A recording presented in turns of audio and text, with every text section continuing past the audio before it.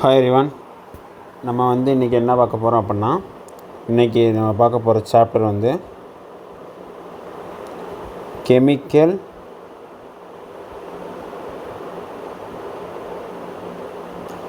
இன்றைக்கி நம்ம பார்க்க போகிற சாப்டர் கெமிக்கல் ஈக்லிபிரியம் தான். ஸோ இது ரொம்ப முக்கியமான சாப்டரு, கொஞ்சம் ஈஸியாகவும் மார்க் எடுக்கக்கூடிய சாப்டர் தான்.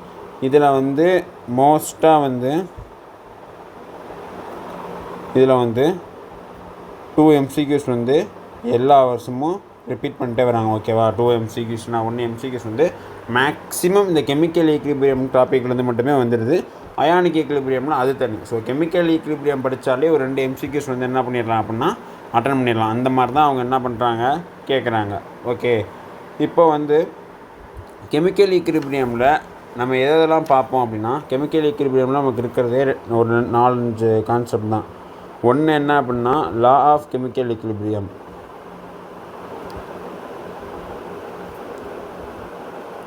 ஒன்று law of chemical equilibrium and equilibrium constant, அதெல்லாம் தான் வரும். ஈக்லிபிரியம் கான்ஸ்டன்ட், அதாவது கேசி. அப்புறம் நம்ம என்ன படிப்போம் அப்படின்னா, ரிலேஷன்ஷிப் பிட்வீன் கேபி அண்ட் கேசி படிப்போம்.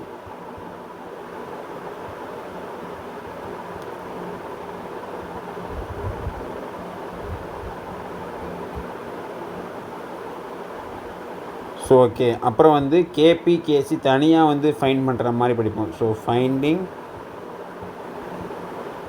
கேபி அண்டு கேசி. அதுக்கப்புறம் வேறு என்ன படிப்போம் அப்படின்னா, இந்த reaction quotient, Gibbs free energy, அதுக்கு இருக்க ரிலேஷன் எல்லாமே படிப்போம். அதாவது ரிலேஷன்ஷிப் பிட்வீன்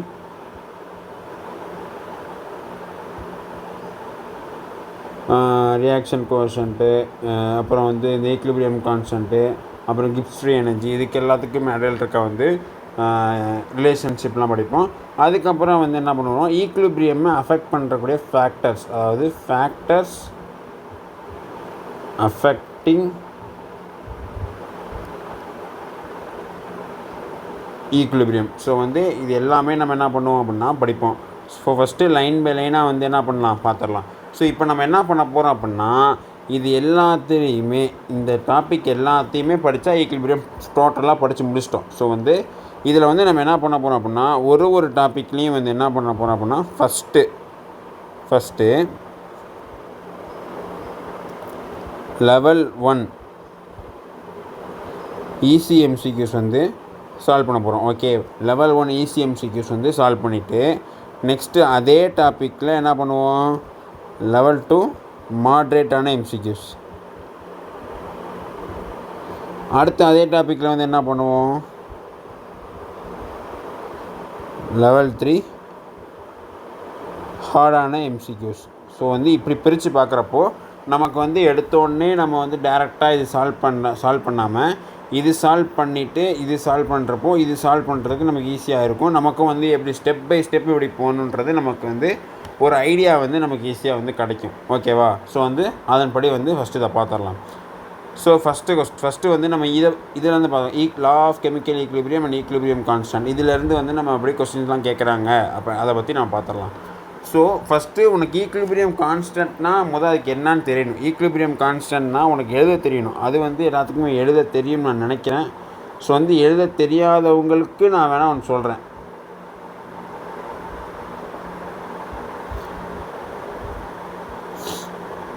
அதாவது இப்படி ஒரு ரியாக்ஷன் இருக்குன்னு வையேன், இப்படி ஒரு ரியாக்ஷன் இருக்குது. அதாவது N1A + N2B N3C + N4D. இது ஒரு ரியாக்ஷன். ஓகே, அது மட்டும் இல்லாமல் ஈக்லிபிரியம் ரிவர்ஸ் ரியாக்ஷனில் மட்டும்தான் பாசிபிள். ஓகே, ரிவர்ஸ் ரியாக்ஷன் இல்லை அப்படின்னா ஈக்லிபிரியம் பாசிபிள் கிடையாது. அது எல்லாத்துக்குமே தெரியும். இப்போது இது என்னது, இது இப்படி போட வந்தது, இது ஃபார்வர்ட் ரியாக்ஷன். இது என்னன்னு சொல்லுவோம் அப்படின்னா ஃபார்வர்ட் ரியாக்ஷன். ஓகே, அதை நம்ம என்ன ஈக்லிபிரியம் கான்ஸ்டன்ட்டை KF அப்படின்னு சொல்லுவோம். இங்கேருந்து இங்கே போத ஃபார்வர்ட் ரியாக்ஷன் சொல்லுவோம். அதே இங்கேருந்து இங்கே வரது என்ன சொல்லுவோம் அப்படின்னா, அது எல்லாருக்குமே தெரியும், பேக்வேர்ட் ரியாக்ஷன். அது அங்கேருந்து இங்கே வருது என்னது பேக்வேர்ட் ரியாக்ஷன், அதோட ஈக்குலிபிரியம் கான்ஸ்டன்ட் வந்து கேபி அப்படின்னு சொல்லுவோம். ஸோ இப்போ நீ வந்து இப்போ இதுக்கு தனித்தனியாக ரேட் ஆஃப் ரியாக்ஷன் வந்து நீ எழுதுனா எப்படி எழுதுவ? இப்போ ரேட் ஆஃப் ஃபார்வர்ட் ரியாக்ஷனுக்கு வந்து ரேட் ஆஃப் ரியாக்ஷன் வந்து எழுதுகிற. இப்போது ரேட் ஆஃப் ரியாக்ஷன்ஸ் வந்து எழுதலாம். Rate of reactions. Okay, first வந்து ஃபார்வர்டுக்கு எழுதலாம். இப்போ ஃபார்வர்டுக்கு நீ எப்படி ரேட் ஆஃப் ரியாக்ஷன் எழுதணும் அப்படின்னா இதென்ன ஃபார்வர்ட் ரியாக்ஷனு. ஓகே, அப்போ நீ அந்த சைடில் உனக்கு என்ன கிடைக்கிது, இந்த சைடில் எதான கிடைக்கும், இதை தான் வந்து நீ என்ன பண்ணணும் எழுதணும். ஸோ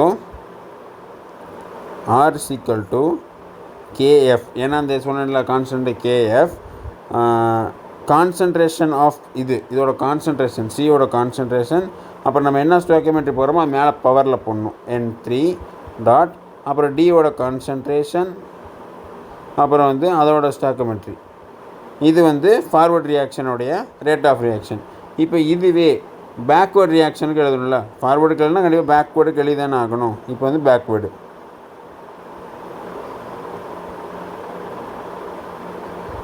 இப்போ பேக்வேர்டுக்கு பார்த்தேன் அப்படின்னா அதே தான். பேக்வேர்டுக்கு வந்து என்ன இந்த சைடு வருது. ஸோ இங்கே தான் என்னது எல்லாமே ஃபார்ம் ஆகுது. ஓகே, அப்போது கேபி ஏவோட கான்சன்ட்ரேஷன் பவர் N1, பியோட கான்சன்ட்ரேஷன் பவர் வந்து N2. இதுதான் வந்து என்னது, இது பேக்வேர்டு, இது ஃபார்வேர்டு. இதுதான் வந்து ரேட் ஆஃப் ரியாக்ஷன் அப்படி எழுதுவோம். ஸோ இது ஈக்குலிபிரியம் கான்ஸ்டன்ட் நம்ம எப்படி எழுதுவோம் அப்படின்னா அது ஃபார்வர்ட் பை பேக்வேர்டுன்னு எழுதுவோம். அதாவது எப்படி எழுதுவோம் அப்படின்னா K forward divide by K backward equal to ஃபார்வர்டுக்கு வந்து என்னது concentration of N⁻³ dot D வந்து N4, சாரி பேக்வேர்டு தானே, ஃபார்வர்ட் பை பேக்வேர்ட், அதாவது K forward by K backward. இப்போ வந்து பேக்வேர்டுக்கு வந்து என்னது A N⁻1 B N⁻2. So அந்த ஃபார்வர்ட் பை பேக்வேர்டை தான் வந்து நம்ம என்னென்னு எழுதுவோம் அப்படின்னா கேசி. ஸோ கேசி வந்து என்னது concentration of C power N/N3, concentration of D power N4, concentration of A power N1, concentration of B power N2. So வந்து இப்படி தான் வந்து என்ன பண்ணுவோம், ஒவ்வொன்றையுமே நம்ம என்ன பண்ணுவோம் எழுதுவோம். ஸோ இதுதான் வந்து ஈக்குலிபிரியம் கான்ஸ்டன்ட். இது மேக்ஸிமம் எல்லாத்துக்குமே எழுத தெரியும். நான் இது ரொம்பவே தெரியாதவங்களுக்கு மட்டும்தான் என்ன பண்ணியிருக்கேன் அப்படின்னா போட்டிருக்கேன். இப்படி தான் வந்து கான்சன்ட்ரேஷன் வந்து எழுதணும். ஸோ அதை பற்றின ஒரு சம் பார்க்கலாமா? ஸோ ஃபஸ்ட்டு சம் என்ன அப்படின்னா இதுதான் வந்து மேக்ஸிமமாகவே இப்போ நீ ஈக்குலிபிரியம் கான்ஸ்டன்ட் இருக்குல்ல,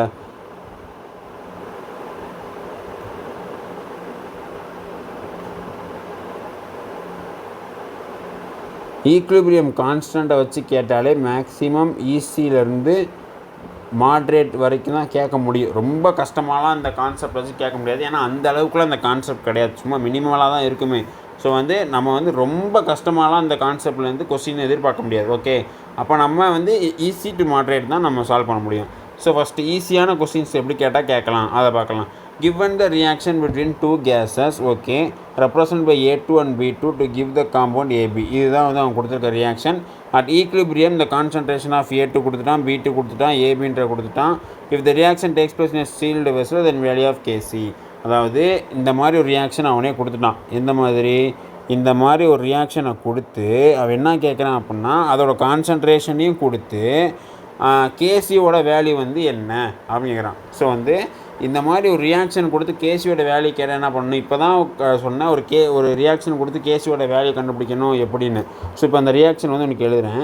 A2 + B2 கேஸ், அதாவது கேஸாக இருந்தால் மட்டும்தான் நம்மளோட கான்சன்ட்ரேஷன் அக்வாஸ் இது எல்லாமே எடுத்துக்குவோம். ஓகே, அடுத்து 2AB கேஸ். ஓகே, இது எல்லாமே கேஸியஸில் தான் வந்து இருக்குது. இப்போது கான்சன்ட்ரேஷன் அவனே கொடுத்துட்டான், கேசி கண்டுபிடிச்சா போதும். அப்போ கேசின்னு என்ன பண்ணுவேன், கேசி அப்படின்னா கான்சன்ட்ரேஷன் ஆஃப் ஏபி மேலே வந்து அதோட ஸ்டாக்கியோமெட்ரி அப்போ square divide by concentration of A2 மேலே வந்து 1, அதே மாதிரி கான்சன்ட்ரேஷன் ஆஃப் B2 மேலே வந்து 1.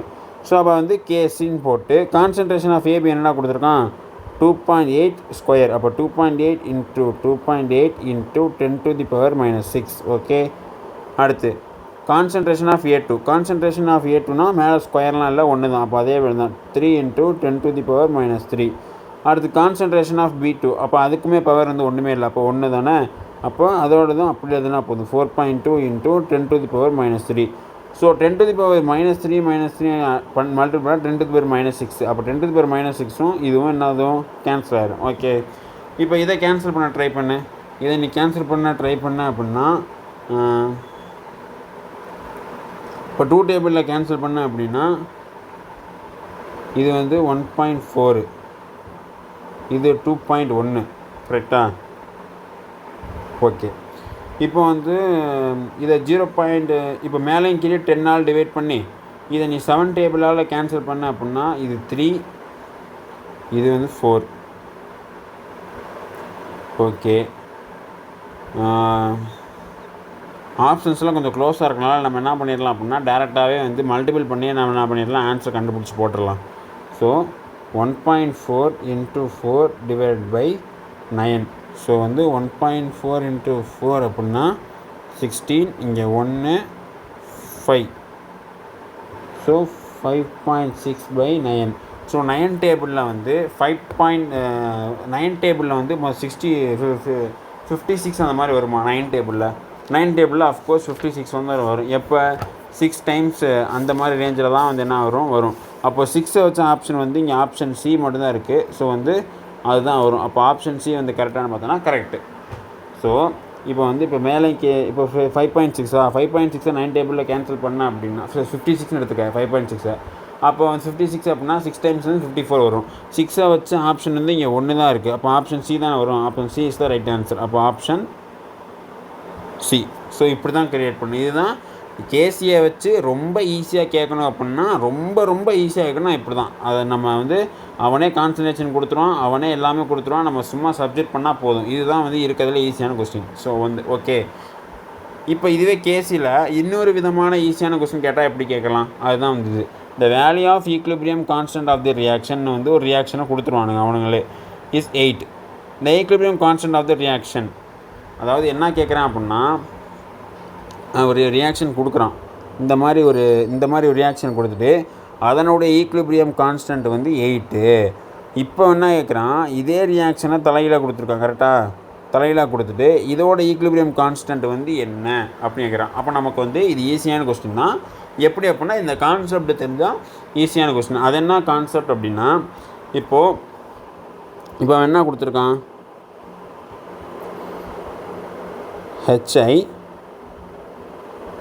half H2 plus half I2. இதோட ஈக்லிபிரியம் கான்ஸ்டன்ட் வந்து இப்போ K1 அப்படின்னு வச்சுக்கோ. இதோட ஈக்லிபிரியம் கான்ஸ்டன்ட் வந்து K1 அப்படின்னு வச்சுக்கோ. அவன் 8ன்னு கொடுத்துட்டான், ஆனால் K1 வச்சுக்கோ. இப்போ அவன் என்ன கேட்குறான், இதுக்கு தானே கேட்குறான். அப்போ இதை எழுது. அப்போ H2 plus I2 2 times of H1. So வந்து அவன் கொடுத்துட்டு அவன் கேட்குறது இது. அப்போ நம்ம வந்து இந்த ஈக்குவேஷனை வந்து இந்த ஈக்குவேஷன் மாதிரி கொண்டு வந்தால் தான் நம்ம கண்டுபிடிக்க முடியும், இல்லைனாலாம் கண்டுபிடிக்க முடியாது. ஸோ ஃபஸ்ட்டே இந்த ஈக்குவேஷனில் இந்த ஹாஃபு இந்த 2 இருந்தாலும் அதுக்கு முன்னாடியே வந்து பார்த்தோம் அப்படின்னா இந்த ஈக்குவேஷன் H2I2 இங்கிட்டு இருக்குது, இதுக்கு இங்கே H2I2 இங்கிட்டு இருக்குது, இங்கிட்ட HI இங்கிட்டு இருக்குது, இங்கிட்ட HI இங்கிட்டு இருக்குது. ஸோ ரிவர்ஸில் இருக்குது. ஸோ வந்து இந்த ஈக்குவேஷனை ரிவர்ஸ் பண்ணிடலாம். ஓகே. அப்போ இந்த ஈக்குவேஷனை வந்து 1ன்னு வச்சுக்கேன். இந்த ஈக்குவேஷனை வந்து நான் 1ன்னு வச்சுக்கிறேன்.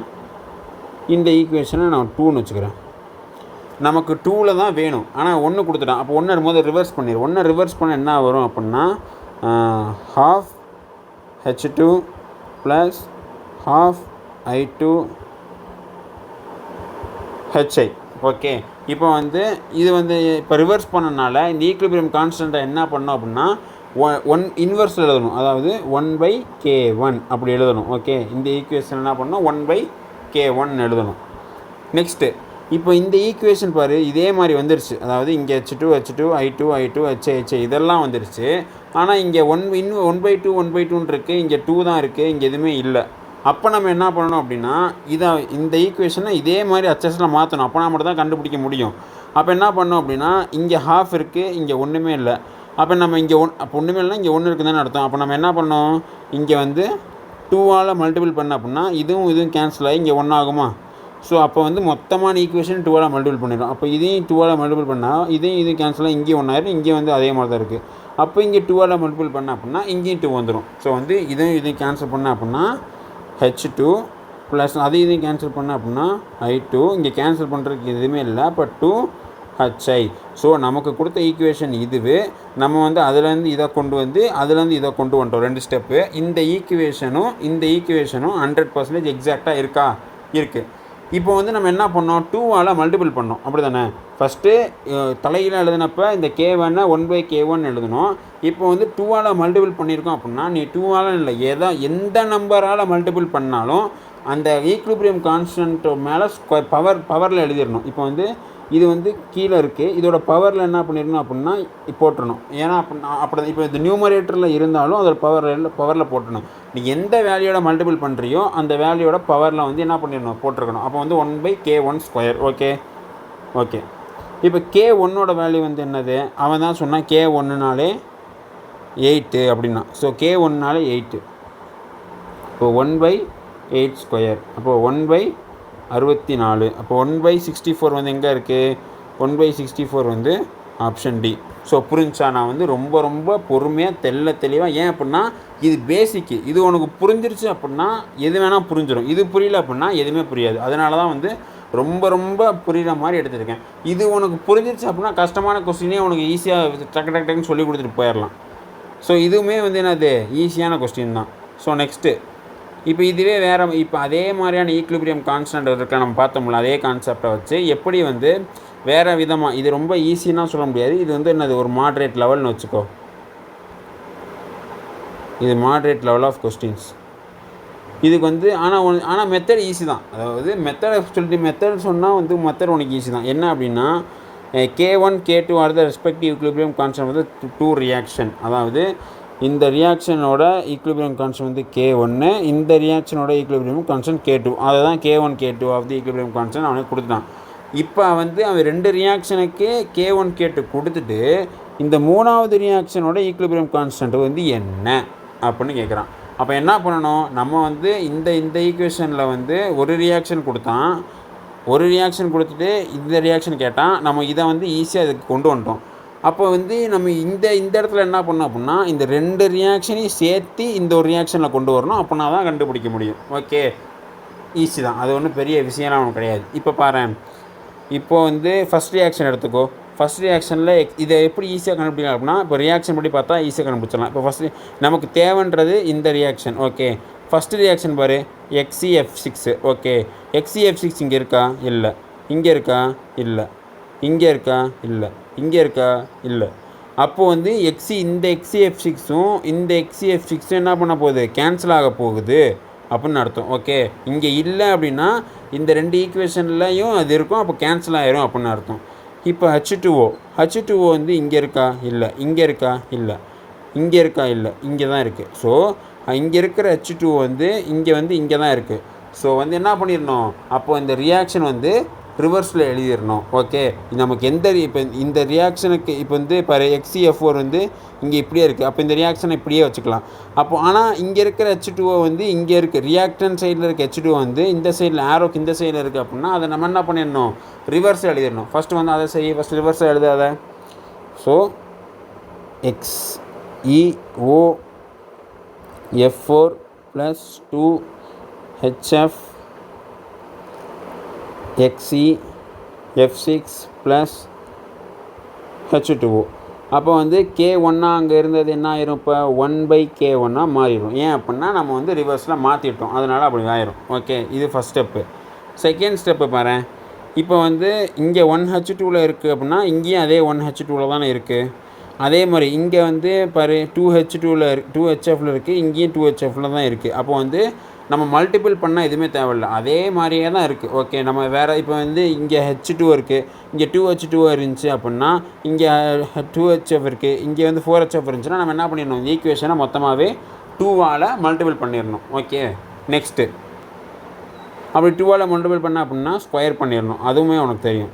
இப்போ இந்த ஈக்குவேஷனை பாரு, இந்த ஈக்குவேஷனில் XeF4 அப்படியே தான் இங்கே இருக்குது. அதே மாதிரி X3OF2 வந்து அந்த சைடே தான் இருக்குது. அதே மாதிரி இங்கே ஒன்று இருக்குது, இங்கே ஒன்று தான் இருக்குது, இங்கே ஒன்றுனா இங்கே ஒன்று தான் இருக்குது. அப்போ மல்டிபிள் பண்ண தேவையில்ல, அந்த ரியாக்ஷன் அப்படியே எழுதுனா போதும். அந்த ரியாக்ஷன் அப்படியே வந்து எழுது. XeO4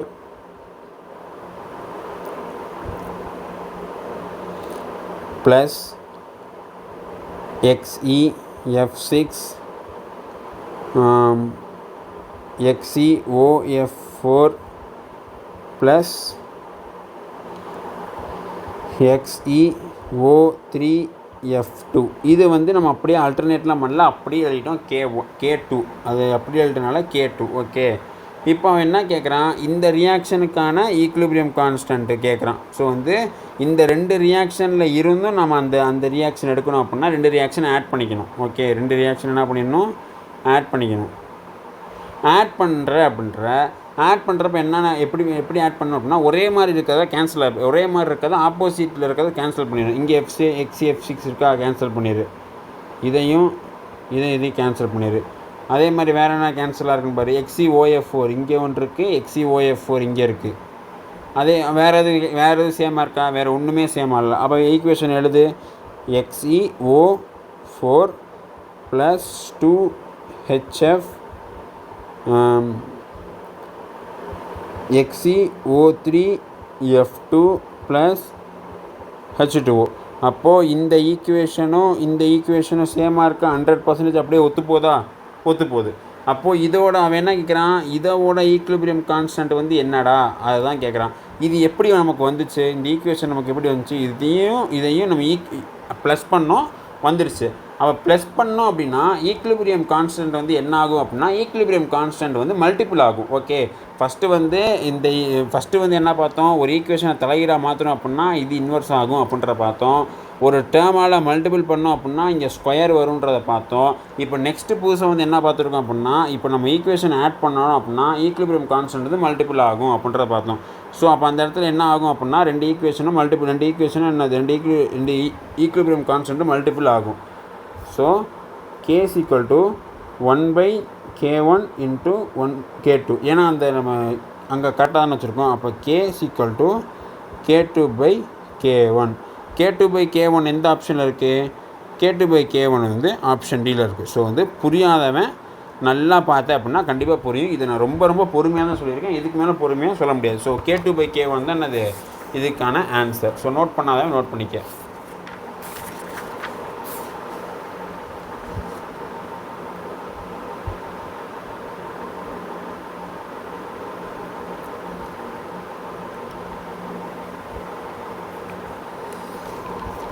ஓகேவா, இப்போ வந்து நம்ம 3 கொஸ்டின்லேயும் மூணு விஷயங்கள் கற்றுருக்கோம். ஓகே, நெக்ஸ்ட்டு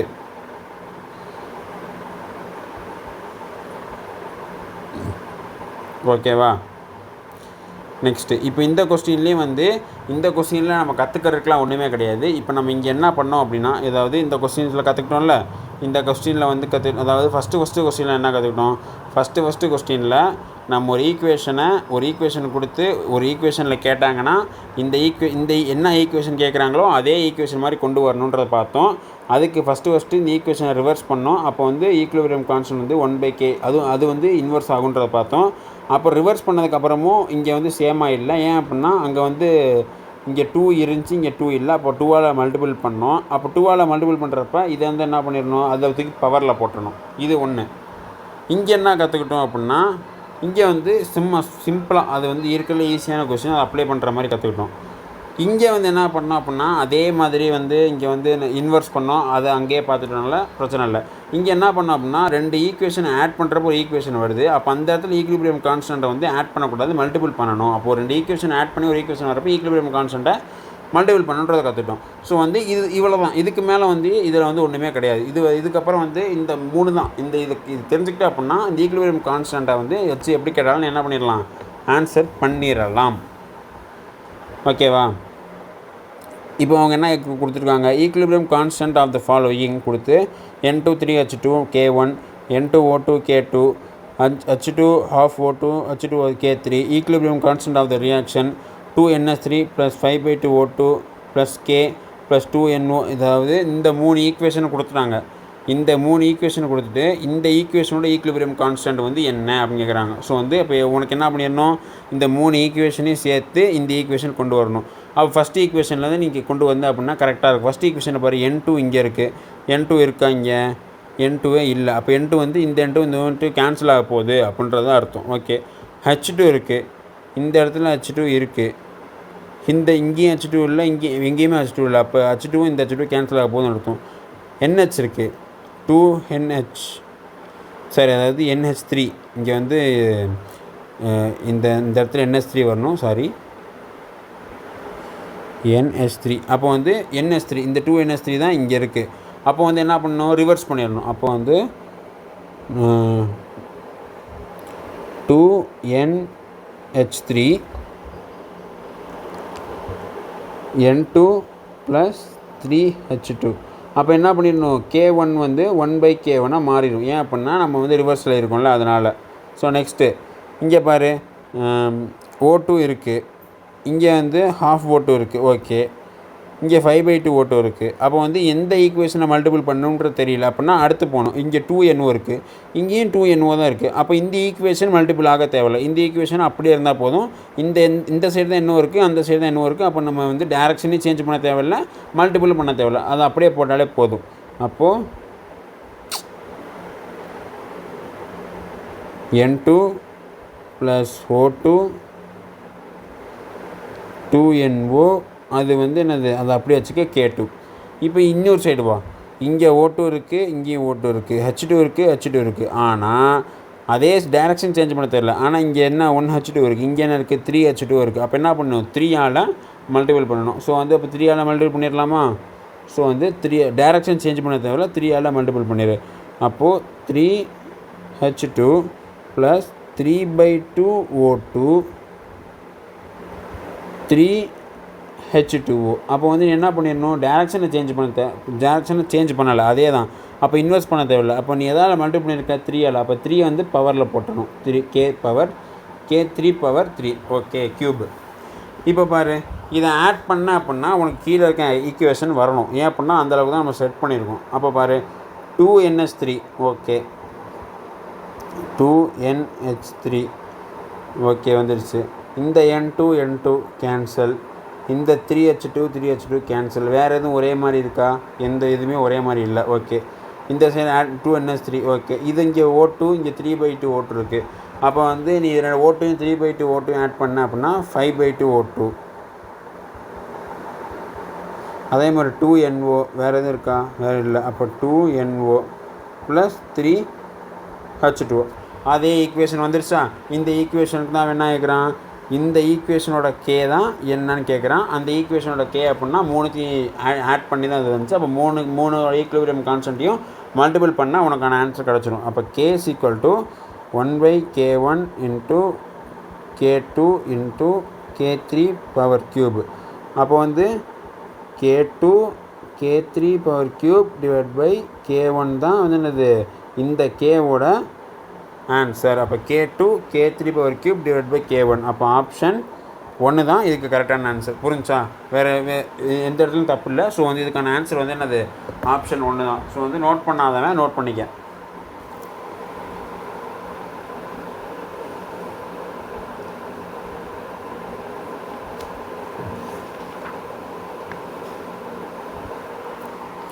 ஓகே, இப்போ வந்து நம்ம என்ன பண்ணலாம் அப்படின்னா நெக்ஸ்ட் கொஸ்டின் போகலாம்.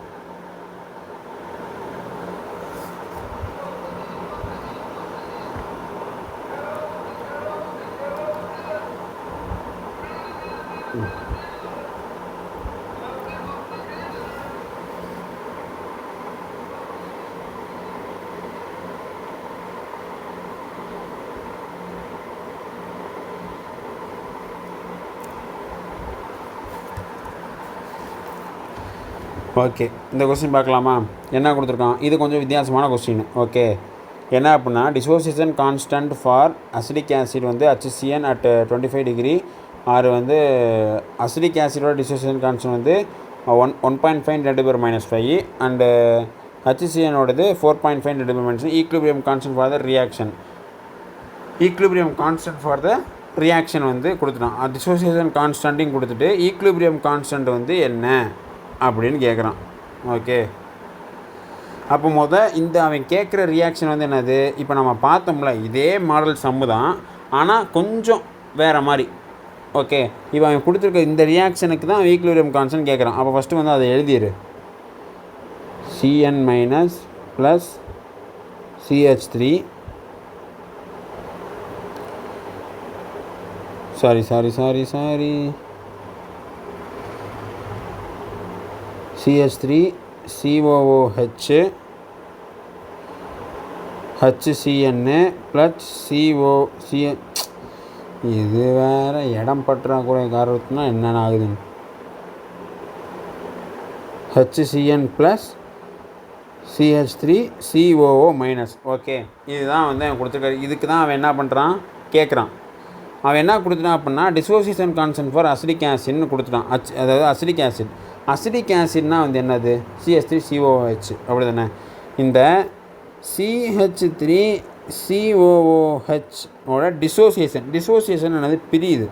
அப்போ இது எப்படி பிரியும், CH3 COO minus plus H plus CH3 COO minus தான் பிரியும். இதோட டிசோசியேஷன் கான்ஸ்டன்ட் தான் என்ன சொல்லியிருக்காங்க, 1.5 into 10⁻⁻5 அப்படின்னு கொடுத்துட்டான். இப்போ அதே அடுத்து கொடுத்துருக்கான் பாரு, HCNக்கும் கொடுத்துட்டான். அதாவது இதுவும் வந்து டிசோசியேஷன் கான்ஸ்டன்ட் தான். இது எப்படி பிரியும், H plus plus CN minus. இது வந்து என்னது 4.5 into 10⁻⁻10. ஸோ வந்து என்னது இப்படி தான் பிரியுது. அவன் இதுக்கான இதை தான் அவன் என்ன பண்ணியிருக்கான், அவன் கொடுத்துருக்கான். இதிலேருந்து நம்ம என்ன கண்டுபிடிக்கணும், இதிலேருந்து இந்த ஈக்குவேஷனுக்கு போகணும். ஓகே, அது வந்து ஈஸியாக போயிடலாம். இது ரெண்டுத்தையும் கேன்சல் பண்ணாலே முடிஞ்சிச்சு. இப்போ பாரு, இதில் சேமாக இருக்கிறது என்ன, இதில் சேமாக இருக்கிறது வந்து இதையும் கேன்சல் பண்ணாலே சேமாக தான் இருக்குது. அப்போ வந்து என்ன பண்ணலாம், ஈஸியாக கொண்டு போயிடலாம்.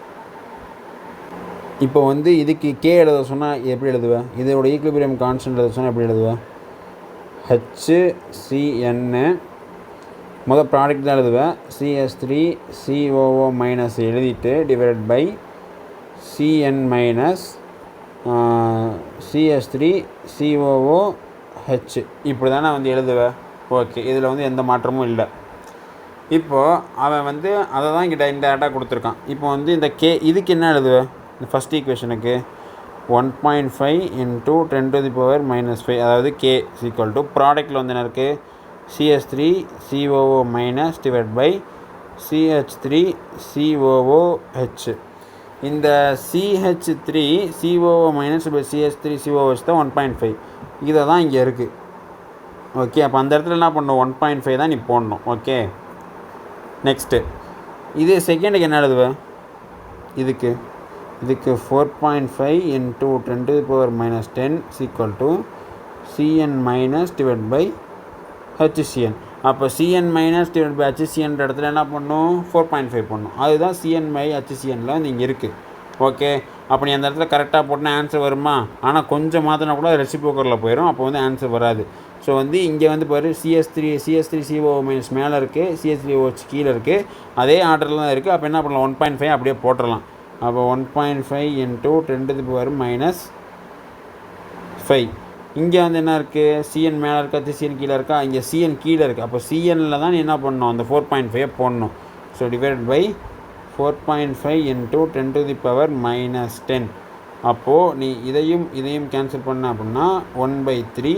இந்த 10 மேலே போகும். அப்போ 10⁻⁻10 மேலே போனால் 10 இது மேலே -10 + 10, அப்போ -5. அப்போ வந்து 10⁻5 வரும். 10⁻5 டிவைட் பை 1/3 அப்படின்ற மாதிரி வரும். இப்போ நம்ம என்ன பண்ணோம் அப்படின்னா 10 into 10⁻4 டிவைட் பை 3 எழுதலாமா. அப்போ 10ஐயும் 3 கேன்சல் பண்ணால் 3 பாயிண்ட் சம்திங்கில் வரும். ஆனால் ஆப்ஷனில் வந்து பாரு எல்லாமே 3ல தான் இருக்குது. ஸோ பவர் மட்டும் தான் வந்து பவர் தான் கண்டுபிடிக்கும். பவர் வந்து 10⁻4. 10⁻4 வந்து எங்கே இருக்குது, -4 + 4. நமக்கு என்ன 4 வந்துருக்கு, +4. அப்போ வந்து என்னது, ஆப்ஷன் டி தான் கரெக்டான ஆன்சர். ஸோ வந்து அவன் வந்து எப்படி கேட்குறான், நார்மலாக வந்து அவன் நம்ம கண்டுபிடிக்க சொன்னால் தான் இங்கே என்ன கண்டுபிடிக்க சொன்னான், ஈக்விலிபிரியம் கான்ஸ்டன்ட் கண்டுபிடிக்க சொன்னான். அதே தான் இங்கே கண்டுபிடிக்க சொன்னான். அதே தான் இங்கேயும் கண்டுபிடிக்க சொன்னால், இங்கேயும் கண்டுபிடிக்க சொன்னால், இங்கே. ஆனால் எல்லாமே கொஞ்சம் கொஞ்சம் அவனால் என்ன டிஃப்ரென்ஷியேட் பண்ண முடியுமோ, அவனால் என்ன கொஞ்சம் மாற்ற முடியுமோ அதுதான். நீ கான்செப்ஷுவலாக நீ ஸ்ட்ராங்காக இருந்த, உனக்கு இது எப்படி போடணும் அப்படின்றத தெரிஞ்சிருச்சு அப்படின்னா நீ ஈஸியாக போட்டுற. இப்போ ஃபார் எக்ஸாம்பிள் இப்போ நீட் 2025 வந்து எப்படி கேட்டிருந்தான் அப்படின்னா, ரொம்ப இந்த டைப்பு தான் கேட்டிருந்தான். நீட் 2025 என்ன கேட்டிருந்தான் அப்படின்னா, இந்த டைப்பு கேட்டிருந்தான். இந்த டைப் எப்படி நம்ம கேட்டிருந்தான், கொஞ்சம் தான் மாற்றினான், வேறு ஒன்றும் இல்லை. இப்போ இந்த நான் ஏற்கனவே சொன்ன மாதிரி இந்த கே இருக்குல்ல, கேனா என்னது, கேனா ஃபார்வர்ட் பை பேக்வேர்டு.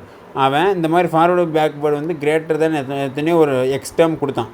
அந்த டேர்மை வந்து போட்ட அப்படின்னா அந்த கான்சன்ட்ரேட் இந்த கேபி கேசி ஆர்டி பவர் டெல்டா என்ஜியில் இதை வந்து அவன் கொடுத்துட்டான். இந்த கேசியை டைரெக்டாக கொடுக்காம இப்போ கேபி கேசி ஆர்டி பவர் டெல்டா என்ஜின்ற ஃபார்முலா இருக்குல்ல, அவன் கேசியை டைரெக்டாக கொடுக்காம இந்த ஃபார்முலா கொடுத்துட்டான். ஸோ இதை தூக்கி நீ கேசின்ற இடத்துல போட்டால் ஆன்சர் கிடச்சிரும். ஸோ வந்து நீ கான்செப்ட் சொல்ல நீ கரெக்டாக ஸ்ட்ராங்காக இருந்த அப்படின்னா நீ ஈஸியாக மார்க் எடுத்துடலாம். ஸோ இதிலே லாஸ்ட் மாடல் ஆஃப் எம்சிக்யூஸ் பார்க்கலாம். ஏதாவது இதில் கொஞ்சம் கஷ்டமாக கேட்கணும்னு நினச்சா இப்படி தான் கேட்கணும். இதை தாண்டி நான் ஏற்கனவே சொன்ன மாதிரி இது ரொம்பலாம் கஷ்டமாக கேட்க முடியாது. அப்படி இதில் கஷ்டமாக தான் கேட்கணும் அப்படின்னு அவங்க விருப்பப்பட்டாங்க அப்படின்னா இப்படி தான் கேட்க முடியும். என்ன, step wise formation of CuNS3 4 2+. இதை வந்து ஸ்டெப் வைஸ் ஃபார்மேஷனாக வந்து அவங்க கொடுத்தாங்க. ஒவ்வொருத்தரோட ரேட் கான்ஸ்டன்ட்னு கொடுத்துட்டான். அதாவது இப்போ இது வந்து K1 அதோட வேல்யூ வந்து 10⁴. இது வந்து K2 அதோட வேல்யூ, இது வந்து K3 எல்லாத்தோட வேல்யூயும் கொடுத்துட்டு overall equilibrium constant for dissociation, நல்லா கேட்டுக்க, டிசோசியேஷன் ஆஃப் CuNS3 4 2+ இஸ் வந்து x × 10⁻² கொடுத்துட்டு அந்த எக்ஸோட வேல்யூ வந்து என்ன நினைக்கிறான். ஸோ டிசோசியேஷன் ஆஃப் CuNS3 4, அதாவது இதோட டிசோசியேஷனோட வேல்யூ வந்து என்னன்னு கேட்குறான். அப்போ நீ முதல்ல நம்ம லைனாக எழுதுவோமா, எப்பவும் போல் வந்து இது லைனாக எழுதுவோம், அதுக்கப்புறம் தான் கேன்சல் பண்ணுவோம். அப்படி லைனாக எழுதி கேன்சல் ஆனால் ஒவ்வொன்றா சேமாக இருக்கிற வேல்யூ கேன்சல் ஆயிரும், அப்படி தானே.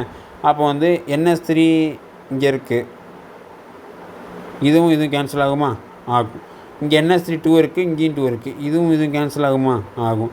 இங்கே NS3 இருக்குது, இங்கே NS3 இருக்குது, இதுவும் கேன்சல் ஆகுமா, ஆகும். அப்போ நீ மொத்தமாக இதை ஆட் பண்ணனா இது வந்து என்னது K1, இது வந்து என்னது K2, இது வந்து என்னது K3, இது வந்து என்னது K4. இப்போ நீ இப்படி தான் நம்ம எப்போவுமே எழுதுவோம். அப்போ Cu2+, இப்போ 4 NS3 இருக்குது, அப்போ 4 NS3 Cu NS3 4 2+, இதோடது வந்து K. இந்த கேவை தான் இப்போ கண்டுபிடிக்கணும். அப்போ வந்து இந்த கே வந்து எப்படி கண்டுபிடிப்போம், இதெல்லாம் ஆட் பண்ணி தான் இந்த ஈக்குவேஷன் வந்துச்சு. இந்த ஈக்குவேஷனுக்கு தான் அவன் கேட்குறான். அப்போ வந்து என்ன பண்ணுவோம், கே கண்டுபிடிக்கணும் அப்படின்னா ஆட் பண்ணால் எல்லாத்தையும் என்ன மல்டிபிள் பண்ணிக்குவோம். அப்போது K = K1 × K2 × K3 × K4. இதுதான் வந்து அதுக்கான ஆன்சர். அவன் என்ன கேட்குறான் அப்படின்னா, நல்லா பார்த்துக்க, டிசோசியேஷன் ஆஃப் CuNS3 4 அப்படின்னா அப்போ என்ன பண்ணணும், இது டிசோசியேஷன் ஆகிற எழுதணும். அப்போ இது சேர்றதான் எழுதிருக்கோம். அப்போ டிசோசியேஷனாக தலையில் எழுதணும். அப்போது CuNS3 4 2+ Cu2+ + 4NS3, இதுதான் வந்து என்னது டிசோசியேஷன். ஸோ இதோட ஈக்குலிபிரியம் கான்ஸ்டன்ட் வந்து என்ன, அதுதான் இப்போ கேள்வி. ஸோ வந்து இந்த ஈக்குலிபிரியம் கான்ஸ்டன்ட் வந்து இதுக்கு வந்து இந்த ரியாக்ஷனோட தலைகீழானது தான் இது. ஸோ வந்து இதோட ஈக்குலிபிரியம் கான்ஸ்டன்ட் அப்படின்னா இதை வந்து தலைகீழ எழுதுனா வந்துடுமா. So K equilibrium is equal to 1/K1 × 1/K2 × 1/K3 × 1/K4. Okay, இப்போது இந்த K ஈக்குலிபிரியம் தான் அந்த x × 10⁻² கொடுத்துருக்கான். அப்புறம் அந்த K1 K2 வேலைலாம் கொடுத்துட்டான். அதாவது அப்புறம் இங்கே ஒரு சின்ன கரெக்ஷன், இந்த இடத்துல 10⁻² தான் வரும். ஓகே, கொஸ்டினில் இப்போ தான் பார்த்து 10⁻² தான் வந்து இருக்குது, இங்கே 3 தப்பாக இருக்குது. ஓகே, இப்போ வந்து அவன் என்ன சொல்லியிருக்கான், x × 10⁻12 = 1/K1. K1ஓட வேல்யூ வந்து என்னது, 1/K1. K1ஓட வேல்யூ வந்து 10⁻4 × K2ஓடது 1.58 × 10⁻2. K3ஓடது 5 × 10⁻2. K4ஓட வந்து வெறும் 10⁻2. இப்போ வந்து இந்த பவர் இருக்கிறதெல்லாம் கரெக்டாக கட் பண்ணிட்டேன் அப்படின்னா x × minus 12 is equal to 10 to the power 4 plus 2 6, 6 plus 2 8, 8 plus வந்து 10. அப்போ 10 to the power 10 வருமா? அப்போ மேலே கொண்டு வந்துரு. இப்போ மேலே கொண்டு வந்து அப்படின்னா 10 to the power minus 10 divided by 1.58 into 5 அப்படின்றது வரும். நமக்கு தேவை என்ன? நமக்கு தேவை எக்ஸு. ஸோ எக்ஸை வச்சுட்டு மிச்சம் எல்லாம் கொண்டு, அப்போ எக்ஸை ஒன் சைடாக வச்சுக்கேன். எக்ஸ் இந்த சைடு வச்சுக்கிட்டு மைனஸ் 12 அங்கிட்டு போனால் ப்ளஸ் 12. அப்போ வந்து 10 to the power minus 12 into 10 to the power plus 12 ஆயிரும். இப்போ வந்து 1.58 into 5. ஓகே, இப்போ இது ரெண்டுத்தையும் நீ மல்டிபிள் பண்ண அப்படின்னா 10 ஸ்கொயர், அதாவது 100 டிவைட் பை 1.58 into 5. இதையும் கேன்சல் பண்ண அப்படின்னா 20. அப்போது 20 டிவைட் பை 1.58 வருமா? அப்போ 20 நீ 1.5 டிவைட் பண்ணால் இப்போ வந்து 1.58 into 10 போட்டால் 115.8 வரும். அப்போ வந்து சம்திங் வந்து 20 டிவைட் பை 1.58 வந்து சம்திங் வந்து இப்போ வந்து 3 போட்டோம்னா அதாவது 12.5 அப்ராக்சிமேட்டாக 13 அந்த ரேஞ்சுக்குள்ளே வரும். அதாவது 12.5 சம்திங்ன்ற ரேஞ்ச். அப்போ வந்து ஆப்ஷன் வந்து அப்ராக்சிமேட்லி வந்து 12.6 அந்த ரேஞ்சில் வரும். ஓகே, ஸோ வந்து இதுதான் வந்து இப்போ இந்த ஈக்லிபிரியம் கான்ஸ்டண்ட்டை வச்சு அந்த ப்ராடக்ட்டு ரியாக்டண்ட்டை வச்சு கேட்கணும் அப்படின்னா கொஞ்சம் கஷ்டமாக கேட்கணும் அப்படின்னா இதை தான் கேட்க முடியும். இதை தாண்டிலாம் வந்து கேட்க முடியாது. ஸோ வந்து இப்போ இதில் இந்த equilibrium constant law of chemical ரியாக்ஷனில் வந்து இதுதான் வந்து நம்ம ஈஸி டு ஹார்ட் வந்து பார்த்தோம். இப்போ வந்து நம்ம என்ன பார்க்க போகிறோம் அப்படின்னா இதில் பார்க்கலாம். இதில் இந்த ரிலேஷன்ஷிப் பிட்வீன் கேஸையும் ஃபைண்டிங் கேபி அண்ட் கேஸையும் ரிலேஷன்ஷிப் பிட்வீன் இதெல்லாம் பார்க்குறப்போ இதில் வந்து ரொம்ப கஷ்டமாக கேட்குறதுக்கெலாம் வாய்ப்புகள் இருக்குது. ஸோ வந்து இதில் ஈஸி, மீடியம், ஆர்ட்ஸ் வந்து மூணுமே பார்த்துட்டோம் அப்படின்னா உனக்கு வந்து சூப்பரான ஐடியா கிடச்சிடும். நீ வந்து ஈஸியாக மார்க் எடுத்துடலாம்.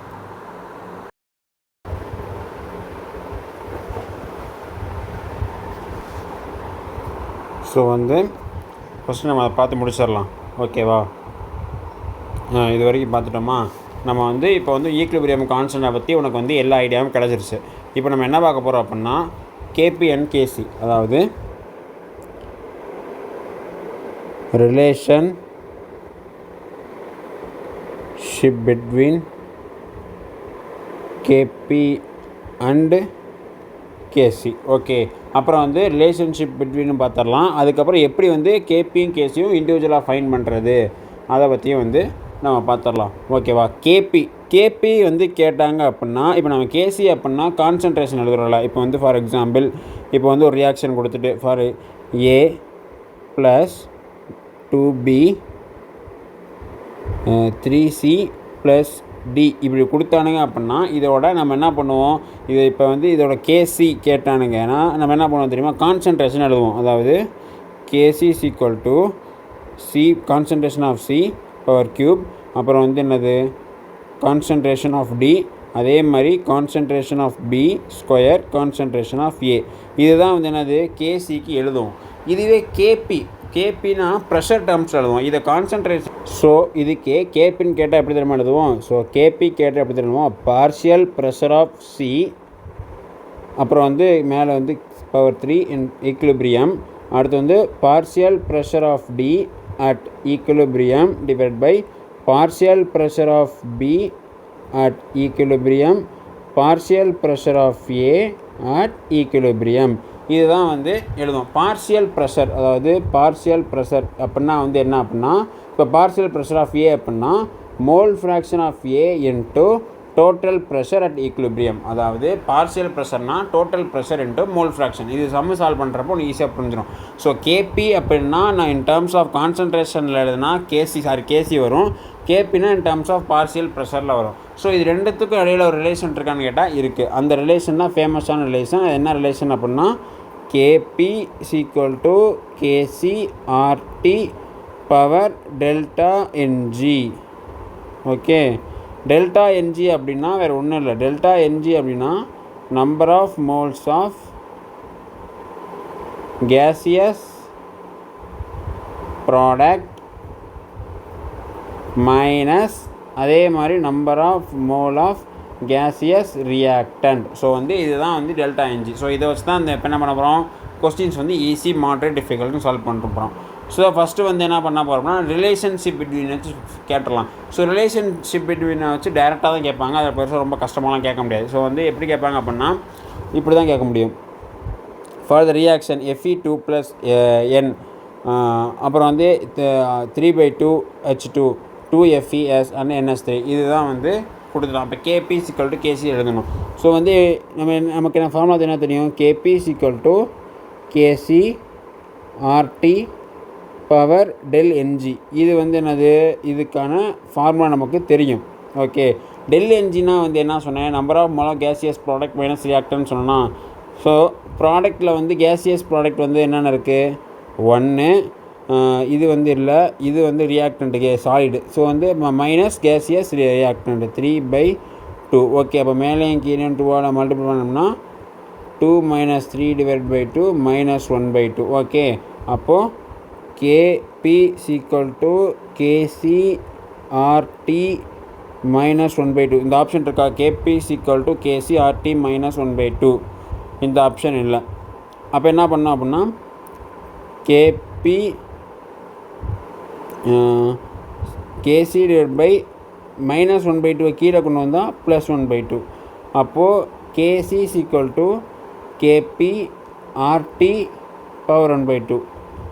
KC = KP RT பவர் 1/2 இது இருக்கா? KC = KP RT power 1/2. இந்த ஆப்ஷன் வந்து ஆப்ஷன் டியில் இருக்குது. ஸோ வந்து டெல்டா என்ஜி வந்து கண்டுபிடிக்க தெரிஞ்சிச்சு அப்படின்னா ரொம்ப ஈஸியாக கண்டுபிடிச்சிடலாம். இந்த மாதிரி தான் டெல்டா என்ஜியை மட்டுமே வச்சு கேட்கணும்னா இப்படி தான் கேட்பாங்க. ஸோ நெக்ஸ்ட்டு இந்த கொஸ்டின் பாரு, இதுவும் அதே தான். Ratio of KP/KC. இந்த ஒரு ரியாக்ஷன் கொடுத்துட்டு அது KP/KC வந்து என்ன அப்படின்னு கேட்குறான். ஸோ வந்து டெல்டா என்ஜியை தான் மறைமுகமாக கேட்குறான், வேறு ஒன்றும் இல்லை. அதாவது நமக்கு என்ன தெரியும்? KP = KC RT power ΔNG. Delta இவன் என்ன கேட்குறான்? KP/KC தான் கேட்குறான். அதாவது அப்போ KP/KC அப்படின்னா RT பவர் ΔNG. ஓகே, ΔNGனா வந்து என்னது? Number of mole of gaseous product minus reactant. அப்போ வந்து கேசியஸ் ப்ராடக்ட்டில் வந்து என்ன இருக்குது? 1. அப்போ ரியாக்டனில் இங்கே 1/2 இருக்குது, இங்கே 1 இருக்குது. 1 + 1/2 3/2. அப்போ -3/2. அப்போ வந்து செப்பரேட் பண்ண அப்படின்னா -1/2. ஓகே, அப்போ KP = KC RT -1/2. Okay, -1/2 option இருக்கா? இல்லை, +1/2 தான் இருக்குது. அப்போது KP/KC = 1/RT பவர் 1/2 எழுதலாமா? பவர் 1/2 அப்படின்னா RT ஹோல் ரூட் இப்படி எழுதலாமா? இதுதான் KP/KC. அப்போ ஃபைனல் ஆன்சர் வந்து என்னடா வருது? KP = KC √RT. அப்போ ஆப்ஷன் டி தான். ஓகே, டெல்டா என்ஜி கண்டுபிடிச்சா ஈஸி. நெக்ஸ்ட்டு இது வந்து அதே மாதிரி சம்மு தான். டெல்டா என்ஜியை வச்சு கண்டுபிடிக்கிறது, ரிலேஷன் வச்சு கண்டுபிடிக்கிறது. என்ன அப்படின்னா the value of KP for the equilibrium reaction N2.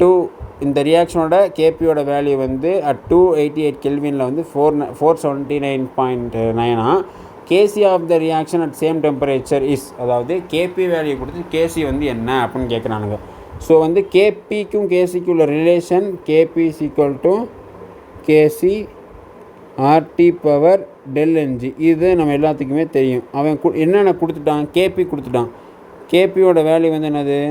47.9. Okay, டெம்பரேச்சரோட value வந்து என்னது?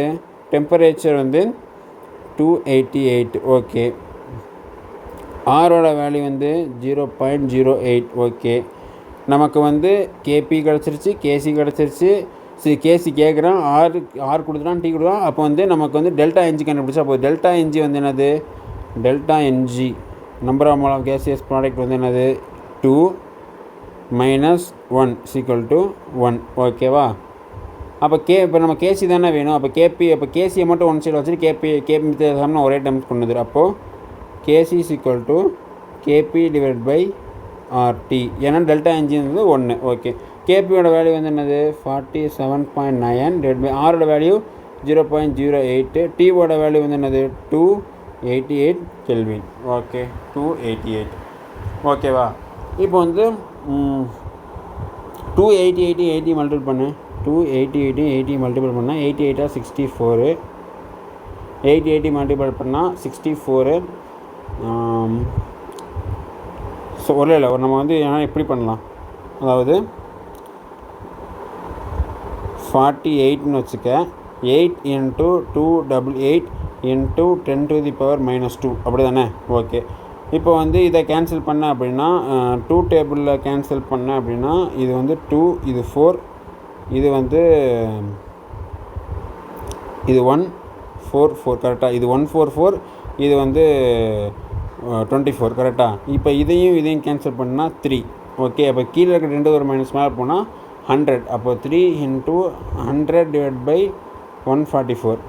இப்போ 144 வந்து 3 டேபிளில் வருமா அப்படின்னு பார்த்தோம் அப்படின்னா 144 3 டேபிளில் பண்ணேன் அப்படின்னா இது 4 டைம்ஸ்னால் 12 24 வரும். இப்போ வருது. அப்போ வந்து 48. ஓகே, 48 சம்திங் வருது. அப்போ வந்து 48 நீ 100 டிவைட் பண்ணால் அப்போ சம்திங் 2 பாயிண்ட் சம்திங்கில் வரும். அப்போ ஆன்சர் வந்து அப்ராக்சிமேட்லி வந்து என்ன வரும், 2 கிட்டே வரும். அப்போ ஆன்சர் வந்து என்னது 2.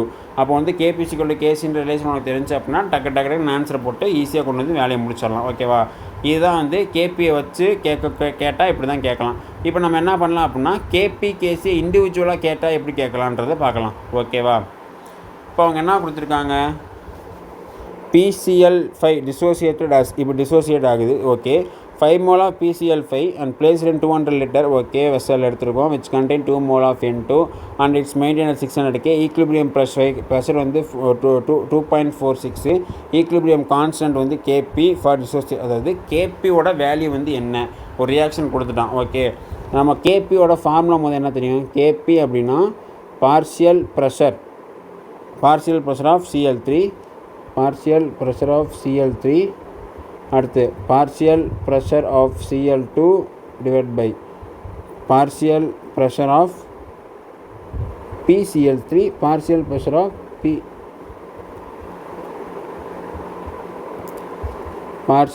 of PCl5. ஓகே, இதுதான் வந்து நம்ம எழுதணும். அப்போ வந்து இவங்க என்ன, நம்ம வந்து பார்ஷியல் ப்ரெஷர் வந்து கண்டுபிடிக்கணும். அப்போ எல்லாத்துக்குமே என்ன பண்ணணும், பார்ஷியல் ப்ரெஷர் கண்டுபிடிக்கணும். ஸோ ரியாக்ஷன் வந்து என்னடா, ரியாக்ஷன் வந்து PCl5 equilibrium of PCl3 + Cl2 எல்லாமே கேசியஸ் தான். இது நமக்கு என்ன வேணும், பார்ஷியல் ப்ரெஷர் வேணும். நான் ஏற்கனவே சொன்னேன், பார்ஷியல் ப்ரெஷர் அப்படின்னா total pressure into mole fraction. நம்ம வந்து PCl3க்கு எடுத்தால் mole fraction of PCl3 into total pressure. இது Cl2க்கு எடுத்தால் mole fraction of Cl2 into total pressure. Total pressure வந்து என்ன, அவனே சொல்லிட்டான் ஈக்குலிபிரியம் ப்ரெஷர் at 22.46. அப்போ வந்து நமக்கு ப்ரெஷரில் எந்த பிரச்சனையும் வராது. நமக்கு பிரச்சனை வரதே வந்து மோல் ஃப்ராக்ஷன் தான். அப்போ வந்து நமக்கு மோல் ஃப்ராக்ஷன் என்னது, number of moles by total moles, அப்படி தானே. ஓகே, இப்போ வந்து நம்ம எப்படி பிரிக்கலாம் அப்படின்னா, இப்போ வந்து இனிஷியலாக 5 மோல்ஸ் இருக்குது. அதாவது டைம் t = 0ல் இது 5 இருக்கும், இது 0 0ன்னு இருக்கும், அப்படி தானே. அப்போ டைம் t = ஈக்குலிபிரியமில் ஒன்று சம் பார்ட் போகுமா, அதை எக்ஸ்ன்னு எடுத்துக்கலாம். அப்போ இங்கே போகிறது எக்ஸு, இங்கே வருதும் எக்ஸு. இது டைம் t ஈக்குலிபிரியமில். ஓகே, ஈக்குலிபிரியமில் வந்து இப்படி இருக்கும். இப்போ நமக்கு வந்து என்ன வேணும் அப்படின்னா இதுதான் வேணும். அதாவது இப்போ மோல் ஃப்ராக்ஷன் ஆஃப் Cl3 அப்படின்னா இது வந்து இந்த மோல்ஸ் டோட்டல் மோல்ஸ். டோட்டலுக்கு நமக்கு என்ன வேணும் அப்படின்னா, டோட்டல்னால் இது மொத்தமாக ஆட் பண்ணால் நமக்கு டோட்டல் கிடச்சிரும். ஓகே, ஆனால் இந்த இடத்துல என்ன ஆட் பண்ணணும், எக்ஸ்ட்ரா இந்த 2 ஆட் பண்ணணும். ஏன் அப்படின்னு பாரு, இந்த which content 2 moles of N2 கொடுத்துருக்காங்கல்ல, அப்போ என்ன பண்ணணும், எக்ஸ்ட்ரா 2வையும் ஆட் பண்ணணும். அப்போ வந்து சைடில் எழுதிக்க டோட்டல் நம்பர் ஆஃப் மோல்ஸ்னு, total number of moles equal to 5 - x + x + x + 2. Okay, அப்போ -x + x கேன்சலு, 5 + 2 வந்து 7 + x. அப்போ 7 + x தான் வந்து என்னது, நம்பர் ஆஃப் மோல்ஸ் வந்து டோட்டல் நம்பர் ஆஃப் மோல்ஸ் வந்து என்னது 7 + x. அப்போ மோல் ஃப்ராக்ஷன்னா என்னென்ன, மோல் ஃப்ராக்ஷன் ஆஃப் Cl3 என்னது, number of moles of Cl3 divide by total moles. அப்போ வந்து அதுக்கு தான் வந்து நம்ம என்ன பண்ணுறோம், டோட்டல் மோல்ஸ் கண்டுபிடிக்கிறோம். எதுக்கு டோட்டல் மோல்ஸ் கண்டுபிடிக்கிறோம்னா நமக்கு மோல் ஃப்ராக்ஷன் தேவை, அதனால தான் டோட்டல் மோல்ஸ் வந்து கண்டுபிடிக்க வேண்டியதான் இருக்குது. ஓகேவா, சரிப்பா. இப்போ டேரெக்டாக அந்த ஃபார்முலா சப்ஜெக்ட் பண்ணால் நமக்கு ஆன்சர் கிடச்சிடும்ல. இப்போது KP = பார்ஷியல் இப்போ மோல் ஃப்ராக்ஷன் ஆஃப் PCl3, இதோட மோல் ஃப்ராக்ஷன் வந்து என்னது, இதோட மோல் ஃப்ராக்ஷன் வந்து x divide by total moles 7 + x into total pressure. Okay, அதே மாதிரி PCl2க்கு எடுத்தோம்னா PCl2க்கும் அதே தான் வரும், x given moles by total moles into total pressure divide by PCl5 PCl4 moles வந்து 5 - x, டோட்டல் மோல்ஸ் வந்து 7 + x, டோட்டல் ப்ரெஷர் வந்து இதோடது கேன்சல் ஆயிரும். ஓகே, சரி. அப்படி கேன்சல் ஆச்சு அப்படின்னா x × x எவ்வளோடா, x² total pressure divide by இந்த ரெண்டு இதில் ஒன்று கேன்சல் ஆயிரும். கரெக்டாக? அப்போ 7 + x 5 - x தான் வந்து என்னது, கேபி. அப்போ கேபியோட வேல்யூ வந்து நமக்கு என்னவாக நமக்கு என்ன தெரிய வருது அப்படின்னா, கேபியோட வேல்யூ வந்து இதில் வந்து வருது. ஆனால் நம்ம கேபியோட வேல்யூ வேணும் அப்படின்னா எக்ஸோட வேல்யூ வேணும். இப்போ வந்து டோட்டல் ப்ரெஷரோட வேல்யூ நமக்கு தெரியும், அங்கே கொடுத்துட்டான். ஆனால் வந்து எக்ஸோட வேல்யூ வேணும்ல. அப்போ எக்ஸோட வேல்யூ எப்படி கண்டுபிடிக்கணும் அப்படின்னா, டோட்டல் நம்பர் ஆஃப் மோல்ஸ் தெரிஞ்சால் தான் நமக்கு எக்ஸோட வேல்யூ கண்டுபிடிக்கணும். இப்போ டோட்டல் நம்பர் ஆஃப் மோல்ஸ் வந்து எப்படி தெரியணும் அப்படின்னா, அதுக்கு தான் இந்த ஒரு ஃபார்முலா இருக்குது. என்ன ஃபார்முலா அப்படின்னா, PV = nRT. P வந்து என்னது, P வந்து அவனே சொல்லிட்டான் 2.46 அப்படின்னு. அப்போது 2.46 × 100, 100னா வால்யூம், 100 தானே, சாரி 200.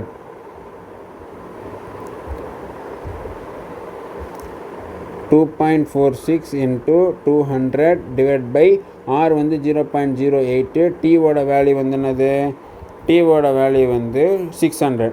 Tவோட வேல்யூ வந்து 600 = n. அப்போ வந்து இதையும் கேன்சல் பண்ண அப்படின்னா 3 வரும். கரெக்டாக? சரி. இப்போ மேலேயும் கீழே வந்து இப்போ கரெக்டாக நீ 100 டிவைட் பண்ண அப்படின்னா 246 / 8 × 3. நீ வந்து இதை 3 டேபிளால் டிவைட் பண்ண அப்படின்னா 82 தானே வரும். 82 வரும். ப்ரெஷர் வந்து என்னது 2.46. ஆமாம், அதாவது 0.82 இங்கே இருக்குல்ல, இங்கே வந்து என்னது 0.82. அப்போ வந்து 82. ஓகே, அப்போ வந்து 82 அந்த மாதிரி வருது. அதாவது நல்லா பார்த்துக்க.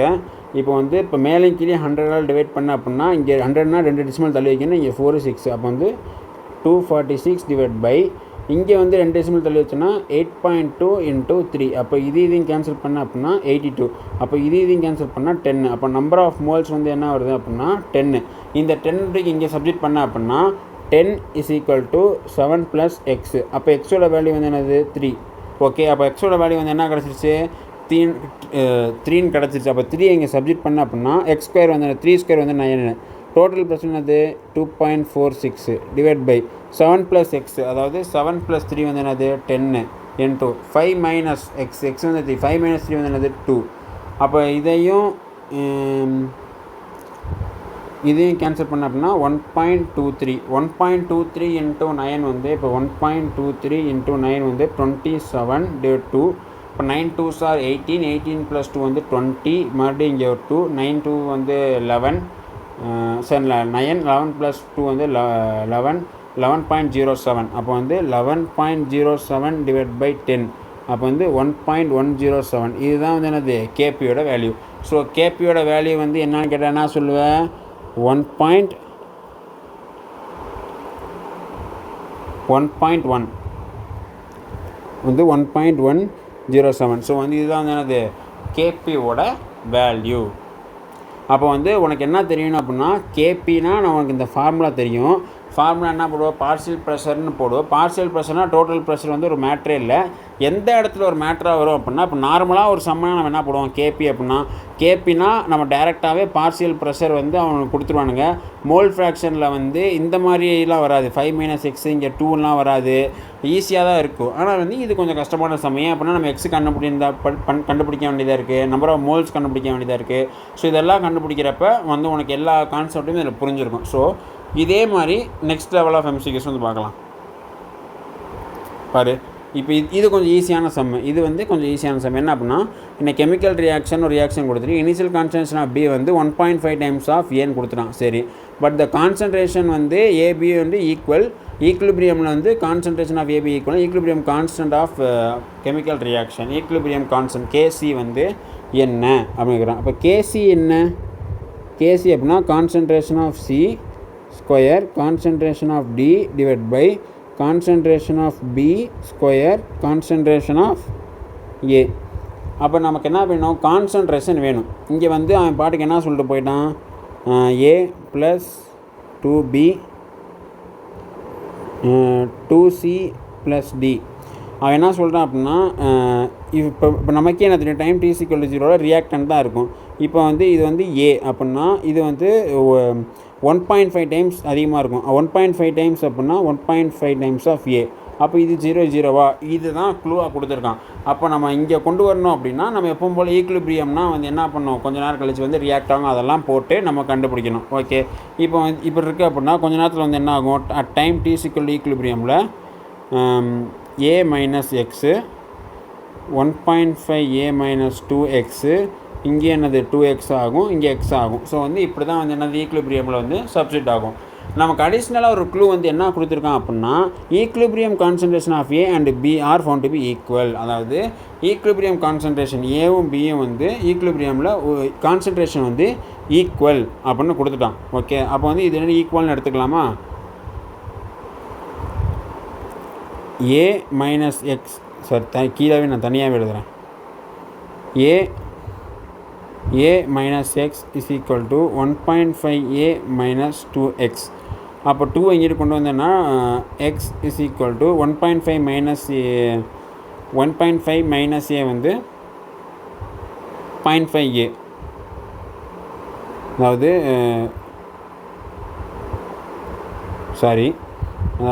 -x + 2x = 1.5a - a. அதாவது 1/2 1 போச்சுன்னா என்னது அரை, அதாவது x = a/2. புரிஞ்சா, x = a/2. அப்போ எக்ஸோட வேல்யூ வந்து என்னவா கிடச்சிருச்சு, நமக்கு a/2 வந்து கிடச்சிருச்சு. அப்போ இந்த இடத்துல வந்து எக்ஸுன்ற இடத்துலலாம் வந்து a/2 கன்சிடர் பண்ண அப்படின்னா நமக்கு ஈக்குலிபிரியமில் வந்து நமக்கு கான்சன்ட்ரேஷன் கிடச்சிரும். அந்த கான்சன்ட்ரேஷனை தூக்கி நீங்கள் சப்ஜெக்ட் பண்ணால் கேசியோட வேல்யூ கிடச்சிரும். ஸோ ஓகேவா, நம்ம டேரெக்டாக அவன் கேசி கேட்காம சுற்றி வளைச்சி நம்ம கான்சன்ட்ரேஷன்லாம் கண்டுபிடிக்க சொல்கிறான். இதுவே கான்சன்ட்ரேஷன்லாம் நம்ம முன்னாடி கொடுத்துட்டோம், அதெல்லாம் நமக்கு கொஞ்சம் ஈஸியாக இருந்துச்சு. இப்போ கான்சன்ட்ரேஷன் அவனே கண்டுபிடிக்க சொல்கிறனால கொஞ்சம் கஷ்டமாக இருக்குது, வேறு ஒன்றும் இல்லை. அதுக்குன்னு ரொம்ப கஷ்டமாக கேட்டால் கிடையாது. இப்போ எக்ஸுன்ற இடத்துல a/2 போட்டு அப்படின்னா a - a/2 1ல் பாதி போச்சுன்னா எவ்வளோடா, பாதி a/2. இப்போ இதுவே இங்கே பாரு 1.5 3/2 இல்லாமா, 3/2 1.5 தான், -2 a/2 வருமா.